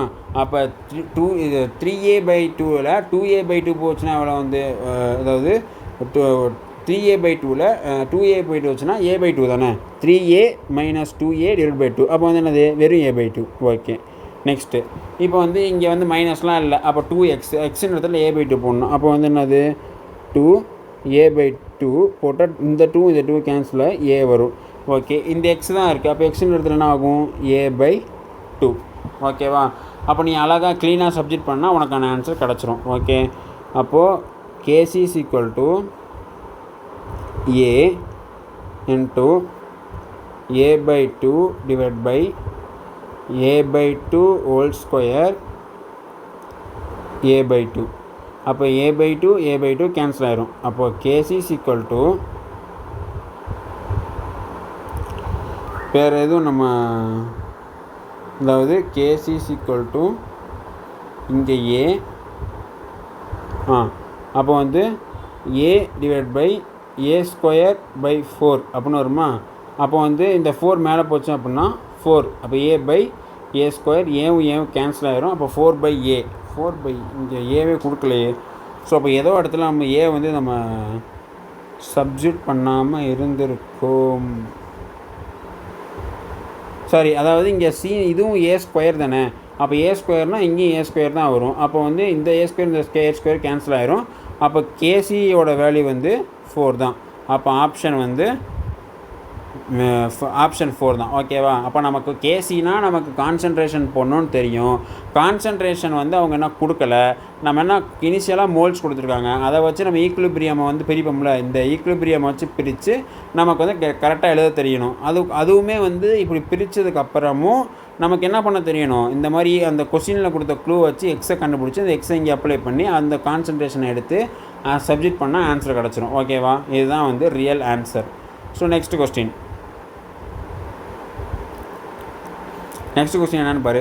For a concentrated solution of weak electrolyte, K equilibrium constant A2B3 of concentration X degree of dissociation A is.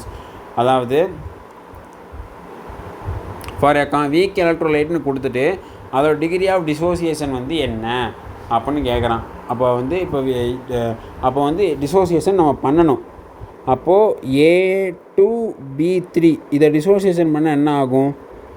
2A + 3B மைனஸ்னு போகுமா? இது வந்து எல்லாத்துக்குமே தெரியும். ஓகே.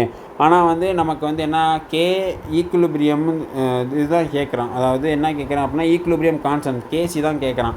அப்போ நமக்கு என்ன வேணும் அப்படின்னா கான்சன்ட்ரேஷன் தான் வேணும். ஆனால் வந்து இனிஷியலாக வந்து எவ்வளோ இருக்குன்னுலாம் கொடுக்கல. அதாவது நம்ம கான்சன்ட்ரேஷனை வச்சு எடுத்துக்கலாம். ஏன் அப்படின்னா அவன் என்ன கொடுத்துருக்கான்ற பாரு, கான்சன்ட்ரேஷன் சி தான் கொடுத்துருக்கான். சி தான் ஆப்ஷன்லேயுமே இருக்குது. ஸோ நம்ம என்ன நமக்கு தேவையில்லை, நமக்கு ரொம்ப போட்டு மண்டையை குழப்பம்லாம் அவசியம் கிடையாது. என்ன அப்படின்னா இப்போ இனிஷியலாக டைம் t=0 வந்து என்னவாக இருக்கும்? டைம் t=0ல் இங்கே சியாக இருக்கும், இது 0வாக இருக்கும், இங்கே 0வாக இருக்கும். அப்புறம் டைம் t ஈக்குலிபிரியமில் வந்து என்னடா ஆகும்? இங்கே வந்து C - C ஆல்ஃபா, இங்கே வந்து 2C ஆல்ஃபா, இங்கே வந்து 3C ஆல்ஃபா. இது வந்து எல்லாத்துக்குமே கண்டுபிடிக்க தெரியும். ஓகே சரி. இப்போ கேசி தான் கேட்குறான். கேசின்னு என்ன? கான்சன்ட்ரேஷன். இதை எழுதினாலே சோலி முடிஞ்சு. அப்போது கேசி = 2C alpha square 3C alpha cube / C - C alpha. Okay.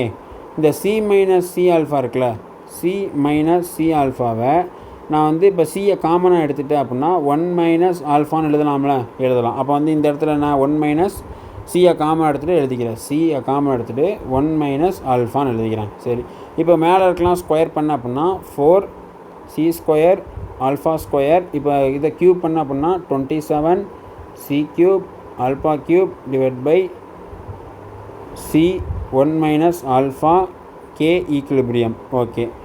இப்போ K ஈக்குலிபிரியம் = 4 × 27 வந்து என்னது? 108 × C⁴ C⁴3 வந்து என்னது? C⁴5. α2 α3 வந்து என்னது? α5 / C 1 - ஆல்ஃபா. அப்போ வந்து இதையும் கட் பண்ணலாமா? இந்த சியும் இதையும் கட் பண்ணிடலாம், தப்பு இல்லை. அப்போது 108 C⁴ α5 / 1 - ஆல்ஃபா. இதுதான் வந்து கே ஈக்குலிபிரியம். நமக்கு என்ன கேட்குறான் அப்படின்னா நமக்கு டிகிரி ஆஃப் டிசோசியேஷன். அதாவது டிகிரி ஆஃப் டிசோசியேஷன் என்னது? அவன் ஆல்ஃபாவை தான் வந்து என்னன்னே கேட்குறான். சரி. இப்போ வந்து நமக்கு 1 - ஆல்ஃபா இருக்குல்ல, இந்த ஆல்ஃபா வந்து நம்ம எல்லாத்துக்குமே தெரியும், ஏற்கனவே நிறையா கொஸ்டின் சால்வ் பண்ணுறோம். இந்த ஆல்ஃபா வந்து ஒன்றை கம்பேர் பண்ணுறப்ப ஒன்று ரொம்ப ரொம்ப ரொம்ப பெரிய வேல்யூ. அதாவது 1 - இந்த 0 something தான் வரும். அப்போ 1 - பண்ணுறது அது அப்ராக்சிமேட்லி 1 தான் வரும். அப்போ வந்து 1 - ஆல்ஃபான்றது அப்ராக்சிமேட்லி 1 தான் வரும். அப்போது கே ஈக்குலிபிரியம் = 108 C⁴ α5. ஓகே. நமக்கு என்ன தேவை? டிகிரி ஆஃப் டிசோசியேஷன், அது ஆல்ஃபா. அப்போ α⁴ = K ஈக்குலிபிரியம் 108 C⁴. ஸோ வந்து அப்போ K ஈக்குலிபிரியம் 108 C⁴. பவரை வந்து இங்கே சப்ஜெக்ட் பண்ணால் 1/5. அப்போ அதுதான் வந்து என்னது? ஆல்ஃபா. அப்போ ஆல்ஃபாவோட வேல்யூ வந்து என்னது? இதுதான் ஆல்ஃபாவோட வேல்யூ. இந்த ஆப்ஷன் எங்கே இருக்குது? இந்த ஆப்ஷன் வந்து ஆப்ஷன் 1ல் இருக்குது. ஸோ வந்து நமக்கு என்ன தெரியணும்? இந்த மாதிரி A2B கொடுத்துட்டானுங்க அப்படின்னா உனக்கு இந்த மாதிரி பிரித்து எழுத தெரியணும். இது பேசிக் டேர்ம்ஸ். இது வந்து எல்லாத்துக்குமே தெரியும். அப்போ டேரெக்டாக சப்ஜெக்ட் பண்ணுவேன். நிறைய பேர் எங்கே குழம்பிடும் அப்படின்னா நிறைய பேர் வந்து நல்லா தான் சால்வ் பண்ணிக்கிட்டு இருப்பான். இந்த இடத்துல தான் குழம்பிடுவான். ஏன் அப்படின்னா நம்ம இந்த 1 - ஆல்ஃபா வந்து நிறையா சம்பளம் வந்து நம்ம 1 தான் எடுத்துக்குவோம். அது அவனுக்குமே நிறைய சம் ப்ராக்டிஸ் பண்ணியிருப்பான். இருந்தாலும் அந்த இடத்துல வந்து தப்பு பண்ணுறதுக்கு சின்ன தப்புகள் எல்லா இடத்துலையும் வரதான் செய்யும். சரியா? அது வந்து நம்ம தான் வந்து ரிப்பேர் பண்ணி போய்கிட்டே இருக்கணும். ஸோ நெக்ஸ்ட்டும் அதே மாதிரியான ஒரு குழப்பத்தை ஏற்படுத்தக்கூடிய ஒரு சம்மு என்ன அப்படின்னா 4 mole of argon and 5 mole of PCl5 introduced into evacuated flask of 100 liter capacity at 610 K. The system is allowed to be equilibrate at equilibrium. The total pressure of mixture was found to be 6 atm. The Kp of the reaction is. அதாவது KP ஓட value வந்து என்ன அப்படின்னு கேட்குறான். ஒரு கதையெல்லாம் அவனே சொல்லி முடிச்சுட்டு கேபியோட வேல்யூ வந்து என்னன்ற மாதிரி அவனே கேட்குறான். ஸோ கேபினா நமக்கு வந்து என்ன தெரியணும், நீ வந்து இந்த கதையெல்லாம் மறந்துடு. கேபினா என்ன தெரியும், கேபினா பார்ஷியல் ப்ரெஷர் வச்சு உனக்கு தெரியும். ஸோ அதை மட்டும் நல்லா மண்டையில் ஞாபகம் வச்சுக்க. ஓகே, இப்போ அவன் என்ன சொல்கிறான், 5 moles ஆஃப் PCl5 சொல்கிறான். அப்போது 5 moles ஆஃப் PCl5, இது PCl5 எப்படி போகும் நமக்கு தெரியும். PCl5 வந்து PCl3 ஆகவும் Cl2 ஆகவும் போகும். அப்போ அட் டைம் t=0ல் இது 5 moles, இது 0, இது 0ன்னு வரும். அட் டைம் t= ஈக்விலிபிரியமில் இது என்ன ஆகும், 5 - x, இது x, இது x. ஓகே, இது டைம் t= ஈக்விலிபிரியமில். ஆனால் டோட்டல் மோல்ஸ் வந்து எவ்வளோ வரும். இப்போ டோட்டல் மோல்ஸ் அப்படின்னா நமக்கு நார்மலாக எப்படி கால்குலேட் பண்ணுவோம், டோட்டல் மோல்ஸ் வந்து என்ன பண்ணுவோம் அப்படின்னா, இப்போ வந்து இப்படி தான் கால்குலேட் பண்ணுவோம். 5 - x + x + xன்னு போட்டு இது இதையும் கேன்சல் பண்ணிச்சு 5 + xன்னு போடுவோம். ஆனால் இங்கே என்ன எடுத்துருக்கு, 4 moles ஆஃப் argon இருக்குல்ல, அப்போ அதையும் போடணும். அதை போடுறப்ப இது கேன்சல் ஆகும். அப்போ என்ன, அது டோட்டல் மோல்ஸ் வந்து x + 9 வருதா.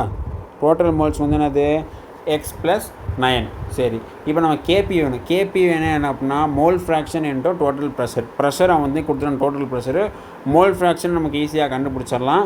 ஆனால் வந்து எங்கே வந்து கடைசியில் நமக்கு குழப்பம் அப்படின்னா, இந்த எண்ணோட வேல்யூ இதே மாதிரி போன சம் பார்த்தோமா, இதே மாதிரி 2 சம்முக்கு பார்க்குறப்ப டோட்டல் என்னோட வேல்யூ வந்து கடைசியில் கண்டுபிடிக்கிற மாதிரி நிலைமை வந்துச்சு. அப்போ என்னோட வேல்யூ வந்து இங்கேயே கண்டுபிடிச்சிடலாம். அதை எப்படி கண்டுபிடிச்சோம், PV= தான் போட்டு கண்டுபிடிச்சேன். அதே மாதிரி இங்கேயும் கண்டுபிடிச்சலாம். PV= nRT. Pயோட வேல்யூ வந்து என்னது, 6. Vயோட வால்யூம் வந்து என்னது, 100. Rோட வேல்யூ வந்து என்னது, 0.082. Tயோட வேல்யூ வந்து என்னது, 610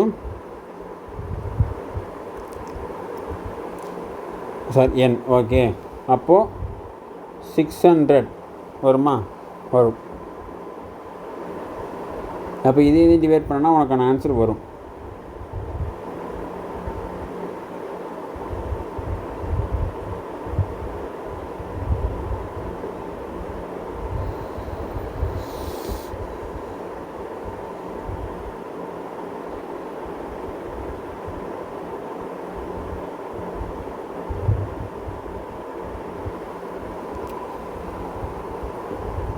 ஓகே, இப்போ வந்து இதையும் டிவைட் பண்ண அப்படின்னா அப்ராக்சிமேட்டாக வந்து இதை டிவைட் பண்ணால் அப்ராக்சிமேட்டாக உனக்கு என்ன வேல்யூ கிடைக்கும் அப்படின்னா 12. அப்ராக்சிமேட்டாக உன்னோட வேல்யூ வந்து 12ன்னு கிடைக்கும். ஸோ வந்து அந்த 12 தூக்கி இங்கே சப்ஜெக்ட் பண்ண அப்படின்னா 12 = x + 9, x = 3. அங்கேயும் 3 தான் கிடச்சிச்சு, இங்கேயும் x = என்னது, 3 தான் நமக்கு கிடைக்கிது. அப்போ ஈஸியாக வந்து கேபியை கண்டுபிடிச்சிடலாம். ஓகே, அப்போது KP = partial pressure of PCl3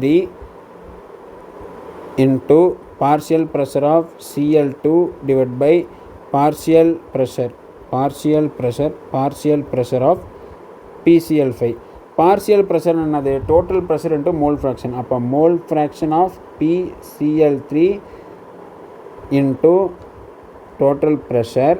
அதே மாதிரி mole fraction of Cl2 into total pressure divided by mole fraction of PCl5 into total pressure. So நான் ஏற்கனவே சொன்ன மாதிரி ஒரு டோட்டல் ப்ரெஷரும் கேன்சல் ஆகிடும். அப்போ மோல் ஃப்ராக்ஷன்னா என்ன பண்ணுவோம், அதை நம்ம எல்லாத்துக்குமே ஈஸியாக நம்ம எழுதிடலாம். KP = mole fraction of PCl3, mole fraction of PCl3, x mole fraction of வந்து என்னது, x divided by total moles வந்து என்னது, 3. ஓகே, அப்போ x/3 partial pressure total pressure வந்து என்னது, டோட்டல் ப்ரெஷர் இங்கே என்ன கொடுத்துருக்கான், டோட்டல் ப்ரெஷர் வந்து 6ன்னு கொடுத்துருக்கான். ஓகே, டோட்டல் ப்ரெஷர் வந்து என்னது, 6. அதே தான் இங்கேயும் வரும், என்னது, x/3. இங்கே வந்து என்ன வரும், இங்கே வந்து 5 - x இருக்குது /3. ஓகே, 5 - x, சாரி, அந்த 5 - x, அந்த 5 - x தான் வந்து என்னது, அந்த எக்ஸோட வேல்யூ தான் 3. அப்போ 5 - x அப்படின்னா 5 - 3 என்ன 2. அப்போ 2/3. ஓகேவா, அப்போ 2/3. ஓகே, 2/3. இப்போ நீ வந்து இதை கேன்சல் பண்ண அப்படின்னா கைஸ், ஒரே நிமிஷம் சரிங்க, ஒரே நிமிஷம், ஒரே 1 மினிட். நம்ம இந்த எக்ஸோட வேல்யூ தானே இங்கே கண்டுபிடிச்சோம். அப்புறம் எதுக்கு நம்ம இங்கே வந்து இங்கே 3 3 3ன்லாம் நம்ம போட்டு வச்சுருக்கோம். ஓ சாரி கைஸ், அதாவது given moles by total moles தானே. அப்போது கேசிக்கு வந்து என்ன எழுதுவோம், கேசிக்கு வந்து கிவன் மோல்ஸ் வந்து என்னது, கிவன் மோல்ஸ் வந்து இப்போ PCl3க்கு வந்து என்னது எக்ஸ் வந்து என்னது 3. ஓகே, அப்போ 3 டோட்டல் வந்து என்னது, டோட்டல் வந்து இந்த எண்ணெய் வந்து என்னது 12. ஓகே, அப்போ 3/12. ஓகே, 3/12. டோட்டல் ப்ரெஷர் வந்து என்னது, டோட்டல் ப்ரெஷர் வந்து அவனுங்களே கொஸ்டின் என்ன கொடுத்துருக்காங்க 6. ஓகே 6. அதே மாதிரி PCl2க்கும் வந்து என்னது 3/12 தான் வரும். இங்கே கீழே இருக்க இந்த இங்கே PCl5க்கு 5 - x வந்து என்னது 3. அப்போ 2/12. ஓகே 2/12. இதை கேன்சல் பண்ண அப்படின்னா இது 1 இது 2, இந்த 12ம் இந்த 12 கேன்சல் ஆயிரும். அப்போது இதை கேன்சல் பண்ண அப்படின்னா இப்போ வந்து 9 வந்து இதுக்கு 9/2 / 2ன்னு வரும். அப்போ வந்து 9/4. அப்போ வந்து 2.25 வரும். கரெக்டாக 2.25ன்றது ஆப்ஷன் ஏல இருக்குது. ஸோ நமக்கு கேபி கேசியோட ஃபார்முலா தெரிஞ்சிருச்சு அப்படின்னா, இப்போ கேபினா இது, கேசினா கான்சன்ட்ரேஷன் வச்சு போடுற ஃபார்முலா தெரிஞ்சிருச்சு அப்படின்னா அவனுக்கு கஷ்டமாக எது ஆக்குறாங்கன்னா, ஒன்று மோல் ஃப்ராக்ஷனை வந்து நம்ம டேரெக்டாக கண்டுபிடிக்க விடாமல் அவனுங்களாவே டோட்டல் மோல்ஸை வந்து நம்மளை கண்டுபிடிக்க வைக்கிறானுங்க ஒன்று. அப்புறம் நம்மளை வந்து இந்த மாதிரி கான்சன்ட்ரேஷன் பிரிச்சை வச்சு கண்டுபிடிக்க சொல்கிறானுங்க.